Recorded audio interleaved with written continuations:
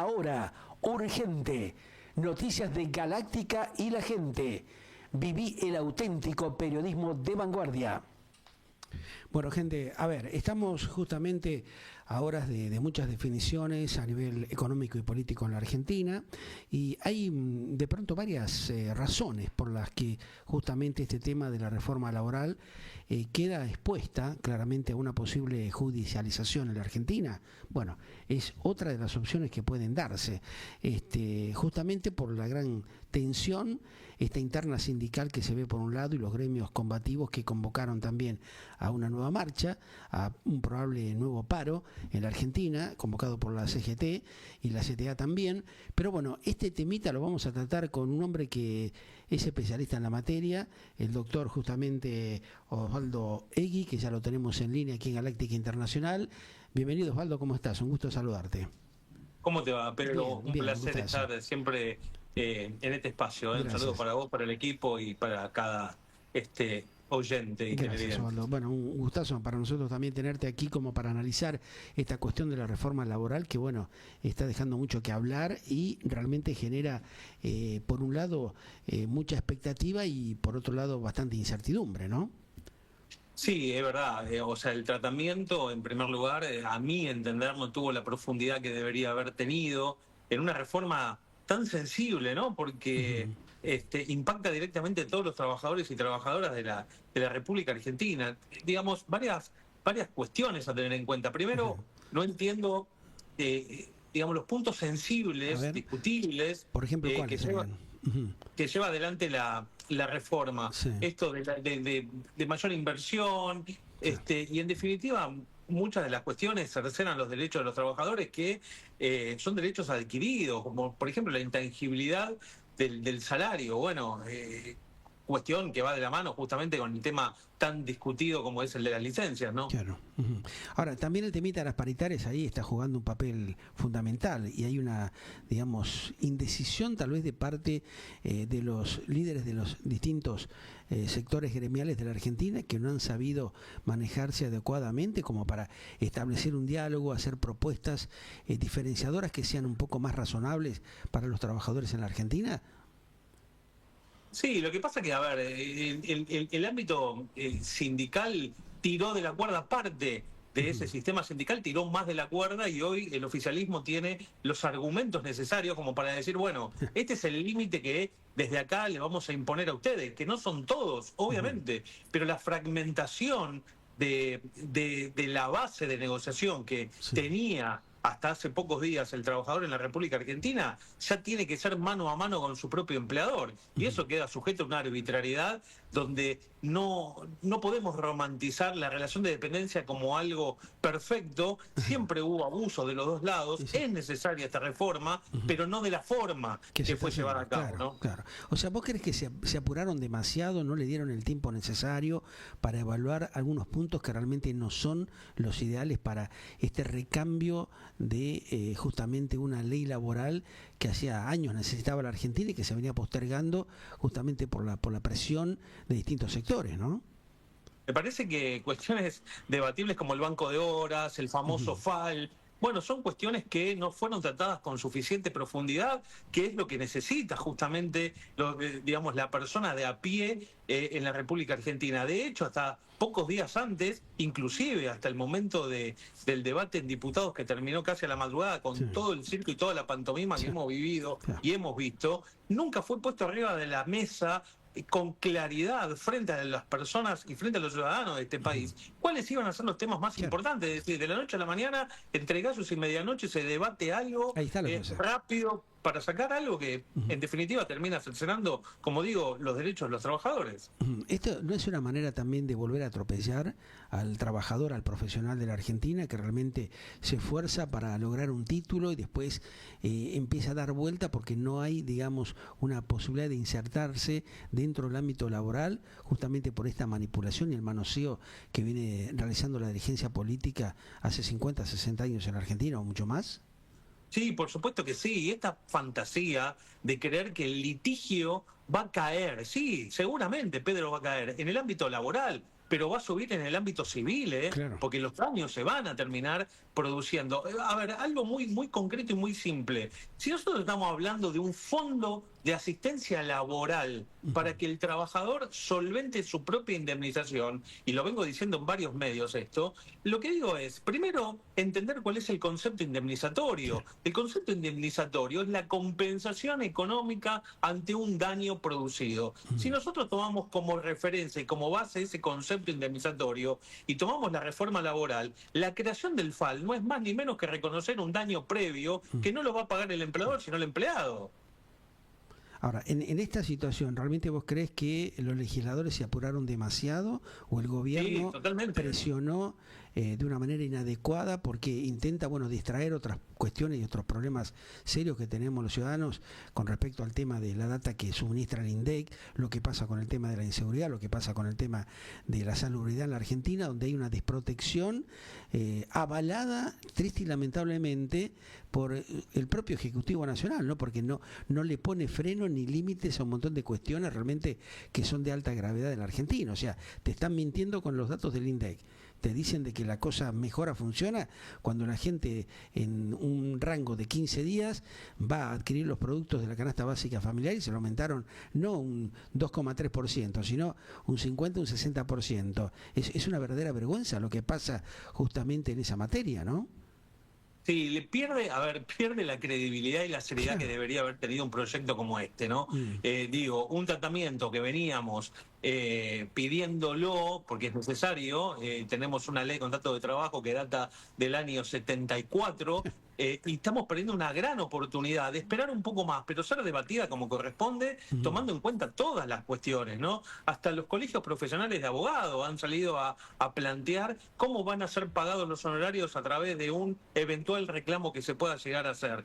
Porque, digo, la arbitrariedad del empleador hoy que juega en su propio interés y en su propia productividad el lomo de sus trabajadores, bueno, deja absolutamente desprotegido, sumado a la fragmentación sindical que tiene esa base de negociación frente al empleador, tomando como base que siempre el empleado y el empleador están en diferentes posturas, ¿no? Siempre el empleado está en desventaja. ¿Por qué? Por la propia necesidad de supervivencia y de poder comer todos los días, para lo cual no se plantea, que yo creo que lo va a terminar obviamente definiendo la justicia y la Corte, porque esto se va a judicializar en cuanto vuelva a salir de senadores, que va a salir de senadores obviamente, pero se va a judicializar dentro del ámbito colectivo sindical, y va a terminar resolviendo la Corte. Primero, como un caso particular, y segundo, va a terminar en un caso general, determinando la Corte si es constitucional o inconstitucional, ¿no? Claro, de alguna manera esto demuestra la desprolijidad que hay, ¿no? En los distintos gobiernos,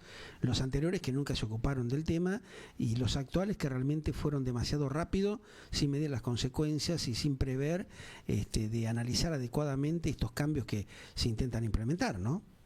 Son populismos de ambos extremos, ¿no? Uno siendo absolutamente condescendiente con una parte del vínculo laboral y el otro desde la otra punta siendo absolutamente contemplativo desde el ámbito empresarial, que tampoco entiendo dónde va a ser el clic esta reforma para que vengan nuevas inversiones y para que se formalicen aquellos trabajadores que están de manera informal, teniendo en cuenta que ya la relación laboral estaba siendo vulnerada. Si tomamos como paradigma la última reforma en la época de Carlos Menem, donde compelía al empleador a cumplir con las de la ley. Es decir, hoy lo que estamos hablando es de abrirle la jaula al empleador para que empiece a cazar en un zoológico donde el empleado no tiene ningún tipo de defensa, ¿no? La gran cantidad de casos de empresas que cierran o que están en convocatoria porque realmente la situación económica y de exportación e importación en la Argentina es un verdadero mamarracho, ¿no? Hay una desproporción realmente que no se termina de entender a dónde quiere llegar el Ejecutivo y la prueba está lo que estamos viendo. O sea, yo estaba chequeando justamente antes de contactarme contigo las últimas novedades y hablan de los informes que por un lado, fíjate, brinda el INDEC y por otro lado nos encontramos que hay un montón de empresas que prácticamente están ya en la lona, bajando las cortinas o produciendo algún stand-by momentáneo que no saben cómo termina, ¿no? A ver, impactante es el caso de las últimas horas nuevamente que plantea Giorgalos, al margen de, bueno, lo que ya conocemos de FATE y otras tantas compañías, lo que se da en el sector, digamos, del interior de la Argentina, en provincias como Santa Fe, donde prácticamente en las últimas semanas cerraron, se calcula, un promedio de 2.300 empresas. La fábrica de tractores Paune, de Basali, un montón de compañías industriales que tenían cierto impulso, digamos, a lo largo del año pasado, con un montón de expectativas que hoy prácticamente se les viene abajo todo, ¿no? ¿Cómo se entiende esta situación? Hay eso que yo te planteaba, ¿no? Una desprolijidad muy alevosa de parte del Ejecutivo Nacional que no toma conciencia a dónde nos está llevando. El Ejecutivo tiene una contradicción fáctica que es, por un lado, llevar adelante una reforma laboral por el quiebre o por el cierre de las pequeñas y medianas empresas en nuestro país, pero desconoce absolutamente desde FATE que la crisis que están viviendo las empresas no es producto de hace 20 años. Hace 20 años que vienen sufriendo y en la actualidad tampoco ha mejorado. Claro. Para lo cual, por un lado, se desliga y por el otro lado intenta proteger con una reforma que tampoco hace que se solvente por sí sola una empresa dentro de una economía totalmente diezmada. Yo me pregunto, Pedro, ¿por qué no una reforma que haya que le dé solvencia y le dé solidez a las cooperativas, como vengo diciendo muchas veces, donde son muchas veces las que brindan los servicios esenciales en el interior del país? Claro. Digo, la luz, el gas, los servicios. ¿Por qué no? Bueno, las cooperativas las enmarcan dentro de un ámbito de irregularidad, pero tampoco las quieren regularizar dentro de un marco de formalidad, porque a su entender, el oficialismo, las cooperativas no pertenecen a un ámbito laboral al ser asociados y no empleados. Pero digo, ¿por qué no le dan ese estatus para formalizar? Porque son verdaderamente empresas, no dejan de ser empresas, que dan muchísimo trabajo y muchas veces salen a rescatar el Estado cuando el Estado no está presente. Claro. Ahora, esto es inentendible, estimado Osvaldo, porque realmente uno ve lo que está pasando, por ejemplo, ahora con las paritarias en el área de educación en la provincia de Buenos Aires, ¿no? Baradel, el sindicalista del sector, trata de presionar al gobernador Kicillof como para lograr un aumento. El gobernador dice que no tiene los fondos necesarios, supuestamente, para hacerlo, para concretarlo. Y estamos prácticamente ya en el inicio de la temporada escolar. Es una verdadera desprolijidad, un mamarracho lo que se hace directamente, porque no se prevén este tipo de situaciones previamente, con tiempo. O sea, sobre la marcha empiezan a generar este tipo de disturbios que después, bueno, seguramente termina en paros de los maestros, de los profesores, los educadores desganados, porque realmente por 2 mangos que le dan no van a poner el énfasis en tratar de hacer su trabajo como corresponde, como sucede en otras áreas, ¿no? De seguridad o en el área de la salubridad, con hospitales que están totalmente destruidos, abandonados, con la inseguridad galopante que hay en el conurbano bonaerense y que ahora también afecta a parte de la capital. O sea, estos temas realmente, ¿por qué pasan en la Argentina? Porque hay un error y siempre, el error yo creo que es en la génesis conceptual, ¿no? Bueno, los docentes lo hacen por vocación, ¿no? Y esa vocación yo realmente la empecé a odiar, la palabra vocación. ¿Por qué la empecé a odiar? Porque la vocación viene de ese concepto de, bueno, en vez de quedarte en tu casa, como hacían nuestras abuelas, en un sistema patriarcal absoluto, te decían, bueno, andá a hacer algo, andá a la calle a hacer algo. Entonces había, o eras enfermera, o eras maestra jardinera, o eras maestra. Entonces, como tenías esa opción, o quedarte en tu casa, te pagaban poco. Bueno, hoy esa tendencia, esa lógica, sigue estando presente. Bueno, si quiere dar clase, que lo haga. Si total lo hace por vocación. Perdón, son las estructuras cognitivas de un Estado presente para una construcción futura. Entonces, yo soy profesor universitario, soy docente, y realmente lo que están pasando los colegas es desastroso. Claro. Y encima de todo, vemos a gente que sin ningún tipo de reparo van y te atacan y te ponen el palo en la rueda, te hacen un tackle en la mitad de la calle para parar de la actividad, sumado digamos, a una teóricamente buena intencionalidad de aumentar, pero no es la forma porque seguimos perjudicando al trabajador que tiene que tomarse un colectivo, tiene que llegar al trabajo y que por 2,50 pesos tal vez tenga un plato de comida. Bueno, Baradel en este caso lo que va a hacer es colaborar para que esa persona ni siquiera pueda comer una vez en el día, ¿no? Entonces me parece que es una locura. Sí, se profundiza la problemática de alguna manera, ¿no? En vez de establecer un diálogo, yo solo veo porque tengo, bueno, familiares directos, algunos que son profesores universitarios, como en tu caso.